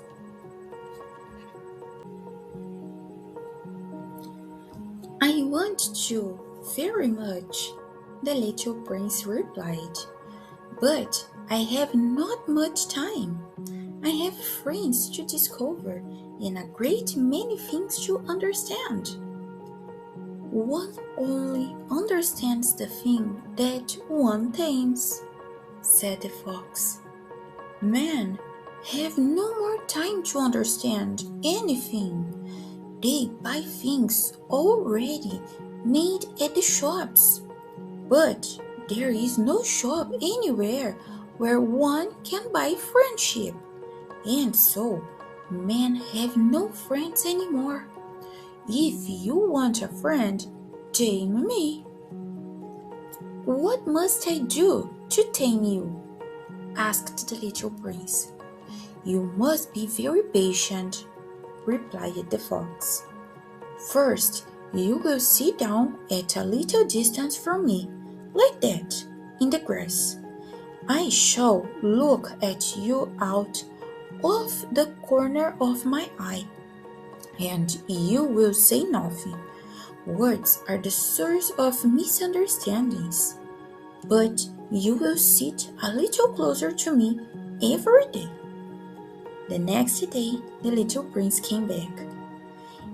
It would have been better to come back at the same hour, said the fox. If, for example, you come at 4 o'clock in the afternoon, then at 3 o'clock I shall begin to be happy. I shall feel happier and happier as the hour advances. At 4 o'clock I shall already be worrying and jumping about. I shall show you how happy I am. But if you come at just any time, I shall never know at what hour my heart is to be ready to greet you. One must observe the proper rites. What is a rite? Asked the little prince. Those also are actions too often neglected, said the fox. They are what make one day different from other days, 1 hour from other hours. There is a rite. For example, among my hunters, every Thursday they dance with the village girls. So Thursday is a wonderful day for me. I can take a walk as far as the vineyards. But if the hunters danced at just any time, every day would be like every other day, and I should never have any vacation at all. So the little prince tamed the fox, and when the hour of his departure drew near, "Ah," said the fox, "I shall cry." "It is your own fault," said the little prince. "I never wished you any sort of harm, but you wanted me to tame you." "Yes, that is so," said the fox. "But now you are going to cry," said the little prince.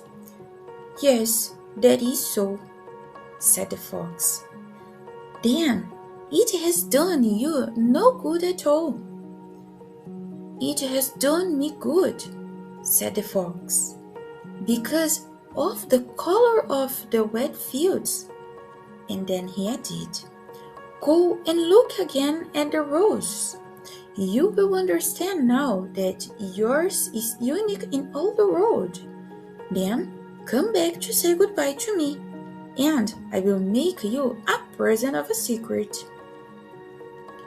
The little prince went away to look again the rose.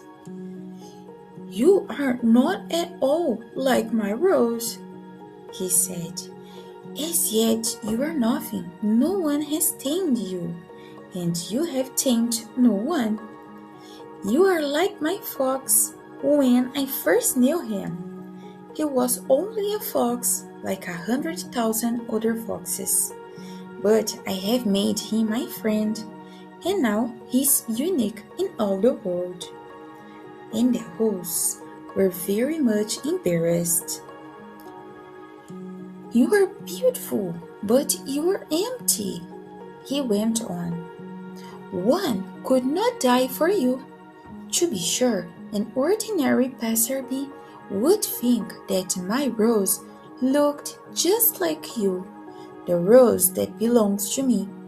But in herself alone, she is more important than all the hundreds of you other roses, because it is she that I have watered, because it is she that I have put under the glass globe, because it is she that I have sheltered behind the screen, because it is for her that I have killed the caterpillars, except the 2 or 3 that we saved to become butterflies, because it is she that I have listened to when she grumbled or boasted, or ever sometimes when she said nothing, because she is my rose." And he went back to meet the fox. Goodbye," he said. "Goodbye," said the fox. "And now here is my secret, a very simple secret. It is only with the heart that one can see rightly. What is essential is invisible to the eye. What is essential is invisible to the eye? The little prince repeated, so that he would be sure to remember. It is the time you have wasted for your rose. It makes your rose so important. It is the time I have wasted for my rose, said the little prince, so that he would be sure to remember.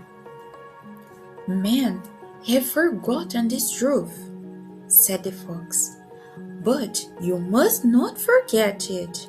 You become responsible forever for what you have tamed. You are responsible for your rose. I am responsible for my rose, the little prince repeated, so that he would be sure to remember.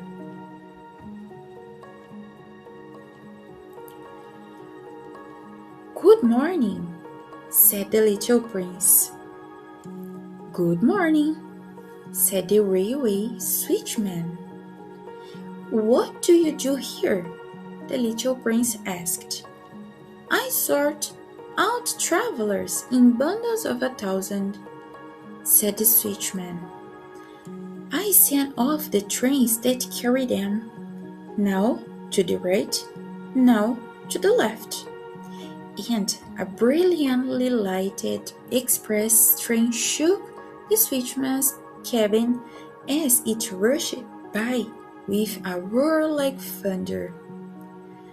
They are in a great hurry, said the little prince. What are they looking for? Not even the locomotive engineer knows that, said the switchman.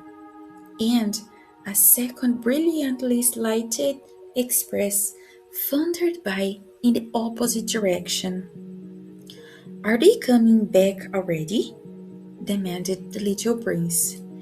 These are not the same ones, said the switchman. It is an exchange.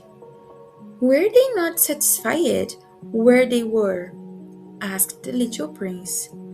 No one is ever satisfied where he is, said the switchman. And they heard the roaring thunder of a third brilliantly lighted express. Are they pursuing the first travelers? Demanded the little prince. They are pursuing nothing at all, said the switchman. They are sleeping there, or if they are not asleep, they are warning. Only the children are flattening their nose against the window panes. Only the children know what they are looking for, said the little prince. They waste their time over a rag doll and it becomes very important to them.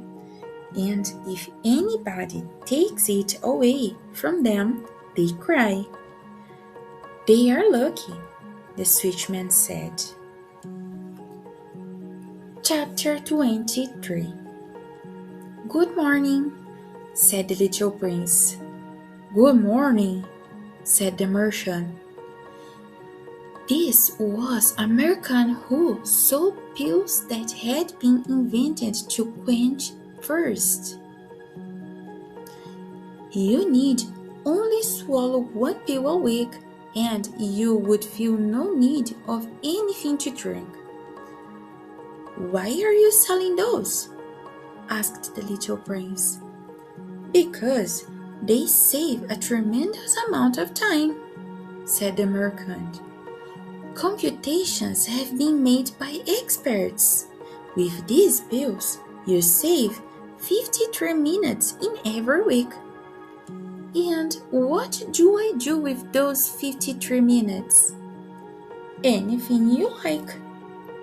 As for me, said the little prince to himself, if I had 53 minutes to spend as I liked, I should walk at my leisure toward a spring of fresh water.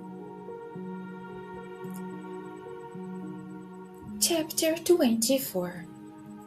It was now the 8th day since I had had my accident in the desert, and I had listened to the story of the merchant as I was drinking the last drop of my water supply. "Ah," I said to the little prince, "these memories of yours are very charming, but I have not yet succeeded in repairing my plane. I have nothing more to drink, and I, too, should be very happy if I could walk at my leisure toward a spring of fresh water." "My friend the fox," the little prince said to me, "my dear little man, this is no longer a matter that has anything to do with the fox." "Why not?" "Because I am about to die of thirst." He did not follow my reasoning, and he answered me, "It is a good thing to have had a friend, even if one is about to die. I, for instance, am very glad to have had a fox as a friend. He has no way of guessing the danger," I said to myself. "He has never been either hungry or thirsty. A little sunshine is all he needs." But he looked at me steadily and replied to my thought, "I am thirsty too. Let us look for a well." I made a gesture of weariness. It is absurd to look for a well at random in the immensity of the desert, but nevertheless we started walking. When we had trudged along for several hours in silence, the darkness fell and the stars began to come out. Thirst had made me a little feverish, and I looked at them as if I were in a dream. The little prince's last words came reeling back into my memory. "Then you were thirsty too?" I demanded. But he did not reply to my question. He merely said to me, "Water may also be good for the heart." I did not understand this answer, but I said nothing. I knew very well that it was impossible to cross-examine him. He was tired. He sat down. I sat down beside him, and after a little silence, he spoke again. "The stars are beautiful because of a flower that cannot be seen." I replied, "Yes, that is so." And without saying anything more, I looked across the reaches of sand that were stretched out before us in the moonlight. "The desert is beautiful," the little prince added. And that was true. I have always loved the desert. One sits down on a desert sand dune, sees nothing, hears nothing, yet through the silence something throbs and glints. "What makes the desert beautiful," said the little prince, "is that somewhere it hides a well." I was astonished by a sudden understanding of that mysterious radiation of the sands. When I was a little boy, I lived in an old house, and legend told us that a treasure was buried there. To be sure, no one had ever known how to find it. Perhaps no one had ever even looked for it, but it cast an enchantment over that house. My home was hiding a secret in the depths of its heart. Yes, I said to the little prince. The house, the stars, the desert, what gives them their beauty is something that is invisible. I am glad, he said, that you agree with my fox. As the little prince dropped off to sleep, I took him in my arms and set out, walking once more. I felt deeply moved and stirred. It seemed to me that I was carrying a very fragile treasure. It seemed to me even that there was nothing more fragile on all earth. In the moonlight, I looked at his pale forehead, his closed eyes, his locks of hair that trembled in the wind, and I said to myself, what I see here is nothing but a shell. What is most important is invisible.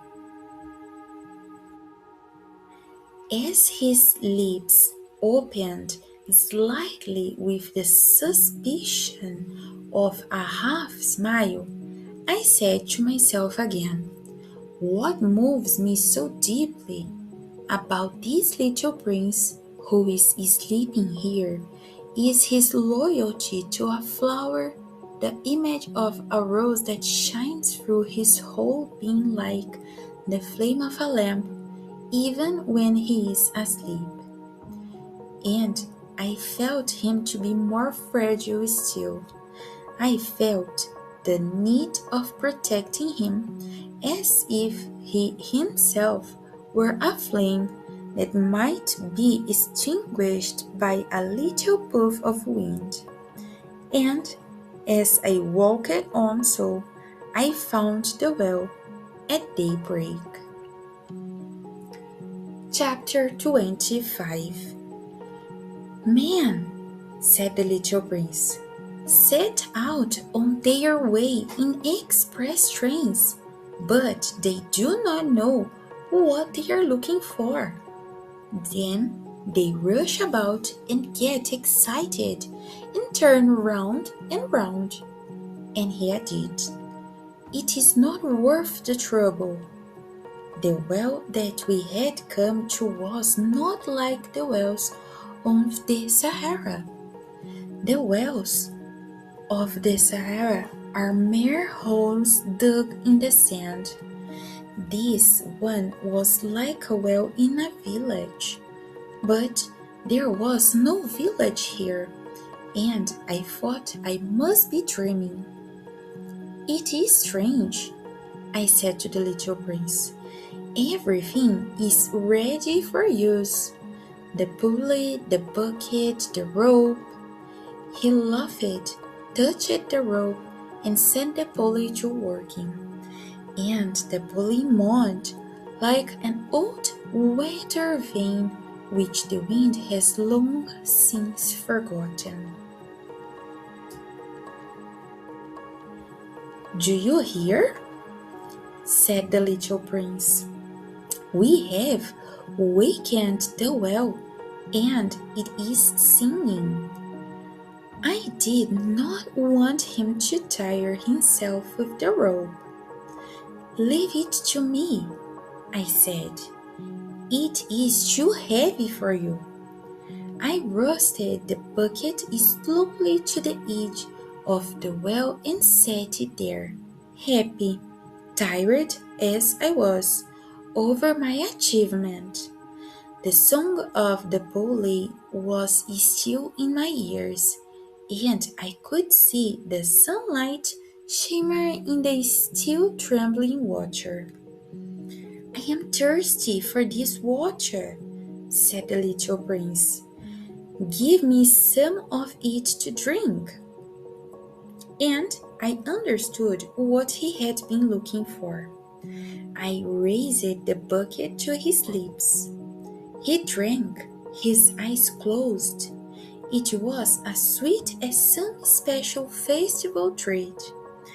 This water was indeed a different thing from ordinary nourishment.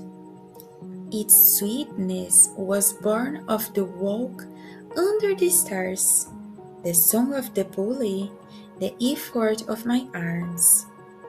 It was good for the heart, like a present.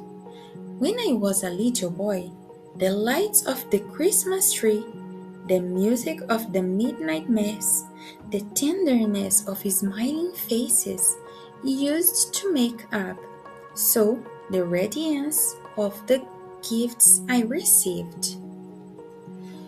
"The man where you live," said the little prince, "raised 5,000 rows in the same garden, and they do not find in it what they are looking for."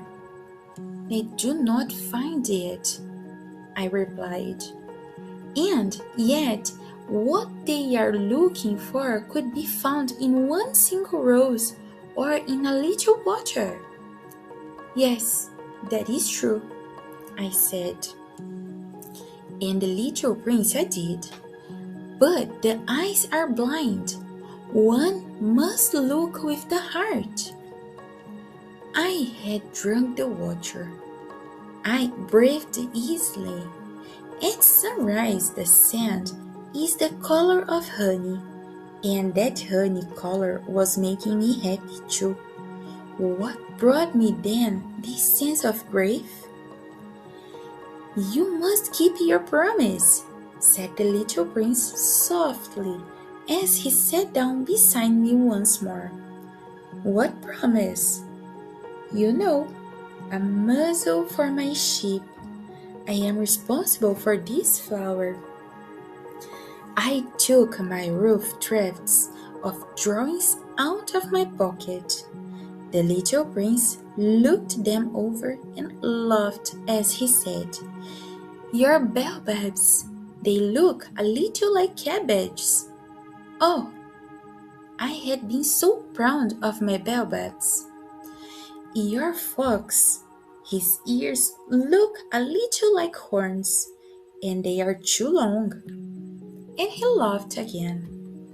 "You are not fair, little prince," I said. "I don't know how to draw anything except boa constrictors from the outside and boa constrictors from the inside." "Oh, that will be all right," he said. "Children understand." So then I made a pencil sketch of a muzzle, and as I gave it to him my heart was torn. "You have plans that I do not know about," I said. But he did not answer me.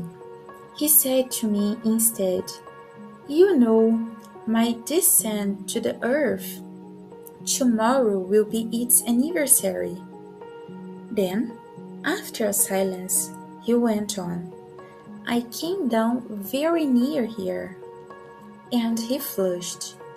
And once again, without understanding why, I had a queer sense of sorrow.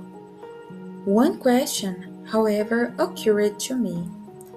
Then, it was not by chance that on the morning when I first met you, a week ago, you were strolling along like that, all alone, 1,000 miles from any inhabited region. You were on your back to the place where you landed?"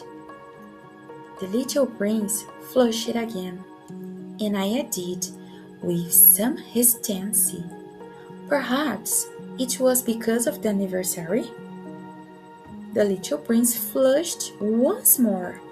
He never answered questions, but when one flushes down, that not mean yes? "Ah," I said to him, "I am a little frightened." But he interrupted me. "Now you must work. You must return to your engine. I will be waiting for you here. Come back tomorrow evening."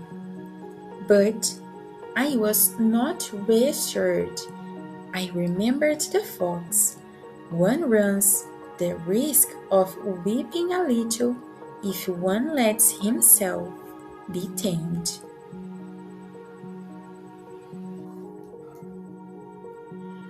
Chapter 26. Next to the well were the remains of an ancient stone wall. On my way back the next evening, after finishing what I had to do, I saw my little prince sitting on top of it, with his legs dangling. And even from a distance, I could hear him talking. "Don't you remember?" he was saying. "This isn't exactly the right place." Someone else must have replied to him, because he continued the conversation. No, it's the right day, but this is not the right place." I walked on towards the wall. I still couldn't see or hear anyone else. But the little prince responded again. "That's right. You see my footprints in the sand. Just wait for me by the first one. I will be there tonight." I was 20 yards from the wall, but I still couldn't see anyone. After a moment's silence, the little prince went on. "Is your venom good and strong? You're sure you won't make me suffer too much?"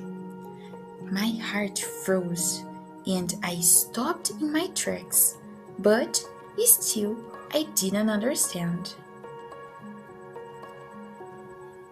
"Now go away," he said. "I want to get down." I, too, looked down at the foot of the wall, and I jumped. There it was, its hand raised towards the little prince. One of those yellow snakes that can kill you in 30 seconds. Thrusting my hand into my pocket to grab my revolver, I sprinted towards the wall, but hearing me coming, the snake sank gently to the ground like a fountain that has been turned off, and quite slowly slithered between the stones with a slightly metallic sound. I reached the wall just in time to catch my little prince, whose face was as white as snow. "What's going on? You are talking to snakes now?" I had untied the golden scarf he always wore. I had splashed some water on his forehead and gave him some to drink. I didn't dare ask him any more questions. He looked at me intently and put his arms around my neck. I felt his heart beating like a bird's before it dies, when it has been shot by a gun. He said, "I'm glad you've found what you needed to mend your machine. Now you'll be able to go home." "How did you know?" I was just about to tell him that, much to my surprise, I'd managed to mend it. He didn't answer my question, but I did. "I'm going home today, too." Then, in a sad voice, "It's much farther and much harder." I knew something extraordinary was happening. I held him tight like a little child, yet he seemed to be slipping straight down into a chasm, and there was nothing I could do to stop him. His face was serious, and he was staring distractedly into the distance. "I've got your lamp, and I've got its box, and I've got its muzzle."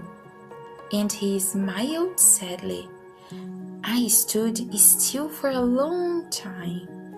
I could tell he was gradually recovering. "You're frightened, little prince." He had certainly had a fright, but he laughed gently. "I'll be much more frightened tonight."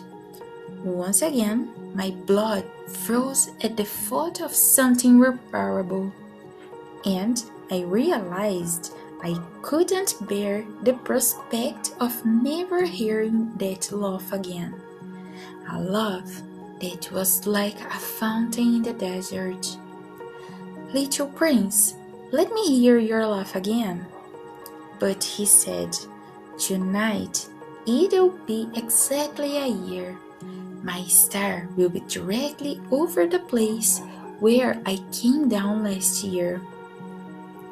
"Little prince, tell me I only dreamed the story about the snake and you're meeting him under the star." But he didn't reply. He just said, "What's important can't be seen." That's right. It's the same with my flower. If you love a flower that's up there in the stars, you enjoy looking at the night sky. Every star has a flower. That's right. It's the same with the water. The water you gave me to drink was like music because of the pulley and the rope. Remember how good it was? That's right. At night, you look at the stars. My planet is too small for you to see. It's better that way.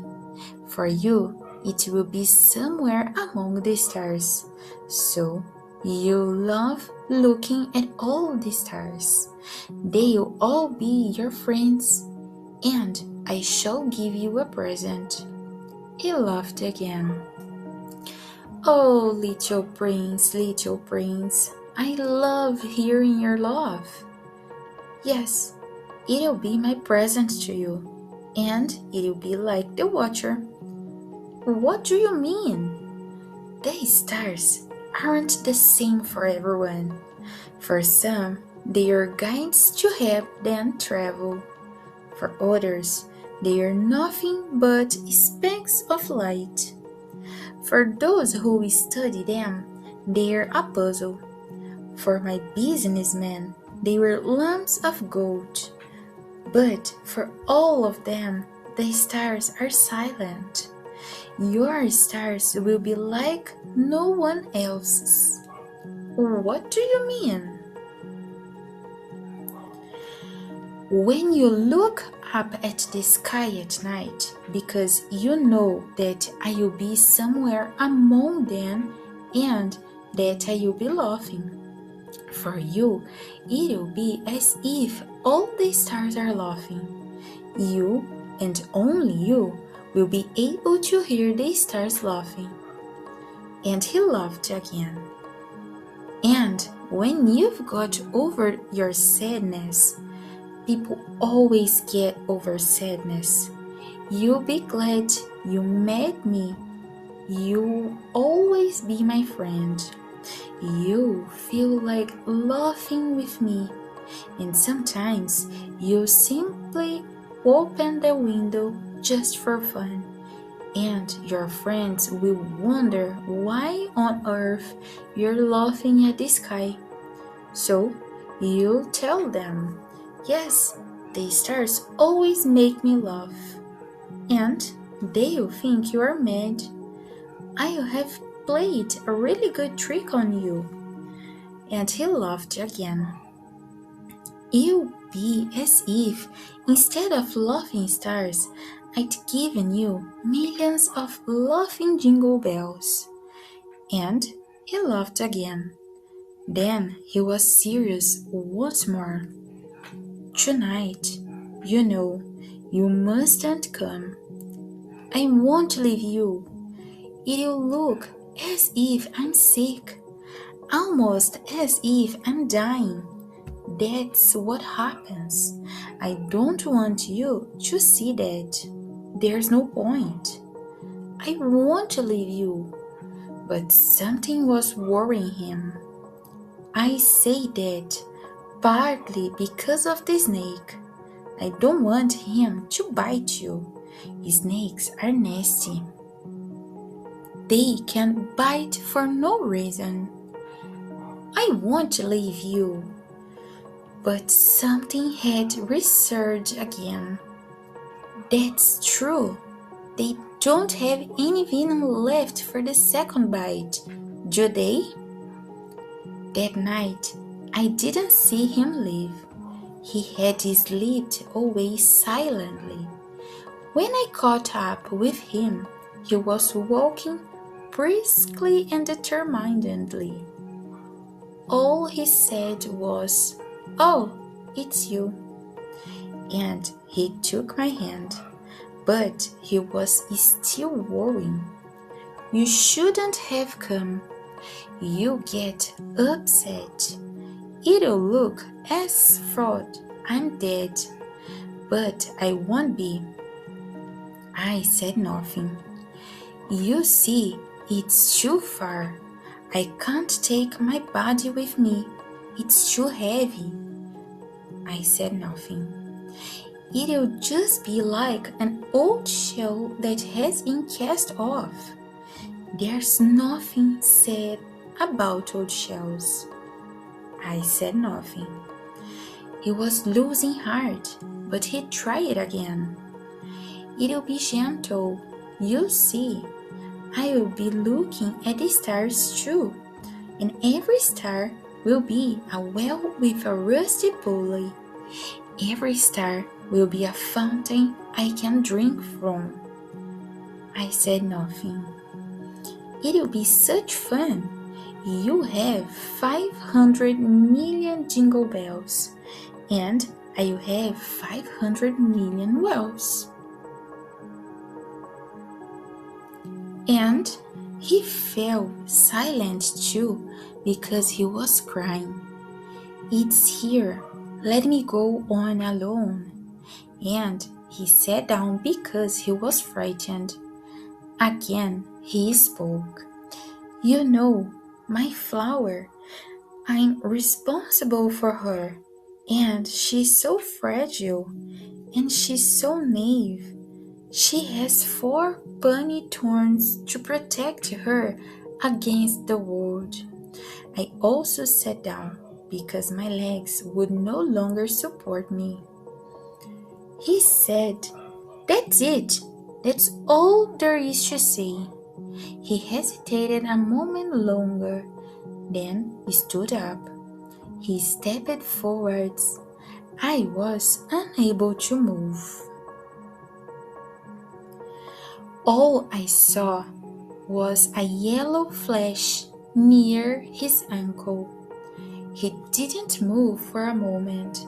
He didn't cry out. Then he fell gently like a felled tree. There was not even a sound as he dropped to the sand. Chapter 27. And now, of course, it is 6 years later. I have never told anyone this story before. When I got back, the other men were happy to see me alive. I was sad, but I told them it was because I was tired. Now I have more or less got over it. I mean, not completely, but I know he made it back to his planet because the next morning his body was no longer there. It wasn't so heavy after all. And at night, I love listening to the stars. They are like 500 million jingle bells. But I must tell you something extraordinary. You remember the muzzle I drew for the little prince? Well, I forgot to add a leather strap. He would never have been able to put it on the lamp. So I keep wondering what has happened up there. Maybe the lamb has eaten the flower after all. Sometimes I think, definitely not. The little prince puts the glass dome over his flower every night, and he keeps a close eye on his lamb. That makes me happy, and the stars all laugh sweetly. But sometimes I think we all get distracted now and then, and that's all it needs. One evening, he forgot the dome, or else the lamp got out of its box, and then the jingle bells all turned to tears. It is one of the great mysteries. Those of you who love the little prince, as I do, will know that the whole universe is different according to the weather. In some unknown part of it, a lamb we have never seen has, or has not, eaten a rose. Look at the sky and ask yourself, has the lamb eaten the flower? Yes or no? And you will see how everything changes. And no grown up will ever understand how important that is. If you enjoy this story, subscribe for more.